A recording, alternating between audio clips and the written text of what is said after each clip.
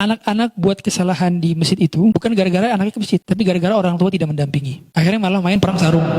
Assalamualaikum Ustaz. Assalamualaikum. Afwan bertanya Ustaz. Anak saya yang laki-laki usia 3 tahun. Alhamdulillah ada kebiasaan yang baik. Pengen ikut ke masjid. Cuman beberapa kali itu di masjid jadinya malah mungkin mengganggu orang yang sholat. Jadi beberapa kali akhirnya saya nggak diminta ikut. Tapi jadinya saya tolak gitu Ustaz. Karena saya takut itu ganggu orang lain yang sedang sholat. Cuman saya ada khawatir juga. Kok mau ke masjid malah saya larang gitu kan. Jadi ada dilema juga gitu. Karena sebenarnya udah bagus ya minta ikut ke masjid. Tapi saya takut itu mengganggu orang lain sholat Ustaz. Ya, bagus pertanyaannya. Membawa anak ke masjid itu tergantung kesiapan anak juga. Selain para ulama menyuruh usianya hendaknya tamyiz, bukan sabi, bukan balita, tapi tamyiz. Tamyiz itu sebenarnya kategori tamyiz itu nggak dibatok harus 7 tahun, tapi adalah ketika dia udah bisa makan sendiri, minum sendiri, mohon maaf, cebok sendiri, sama dia udah ngerti dibilang apa. Yes, no, do's and don'ts udah ngerti gitu. Itu tamyiz, patokan tamyiz itu. Kadang-kadang bagi anak yang udah memiliki kecerdasan tinggi 4 tahun udah tamyiz kadang-kadang. Tapi makanya para ulama bilang 7 tahun karena rata-rata on average itu ya 7 tahun tuh udah bisa semua itu tadi yang saya sebutkan. Sehingga kalau usia 3 tahun dia kayaknya belum siap, ya udah gak apa-apa. Dan kita gak dosa juga gitu. Bukan bagian daripada ngelarang masjid, emang karena belum siap aja. Tapi kita lihat Nabi SAW pernah juga bawa anak-anak ke masjid. Nabi pernah sholat sambil menggendong Umamah bintu Zainab. Sholat sambil menggendong. Beliau juga pernah sholat ditindin sama Hasan atau Husain di atasnya. Lama, kok sujudnya lama nih?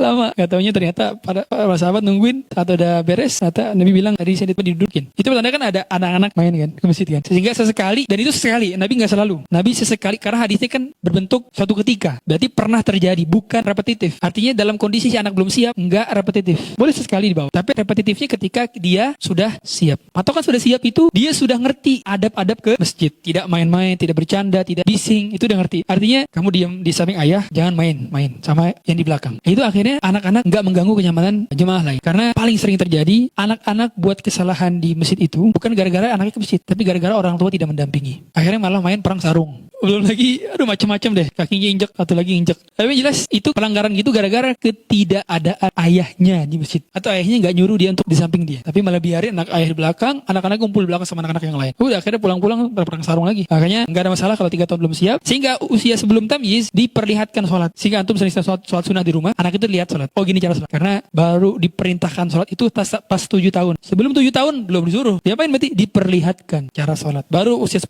dipukul. Dan dipukul pun nggak salah-salah nih. Tapi ada tata caranya, ada adabnya, tidak menyakitkan, tidak membentuk luka tubuh, dan juga setelah dinasehati dan setelah kita didik dahulu. Wallahu a'lam.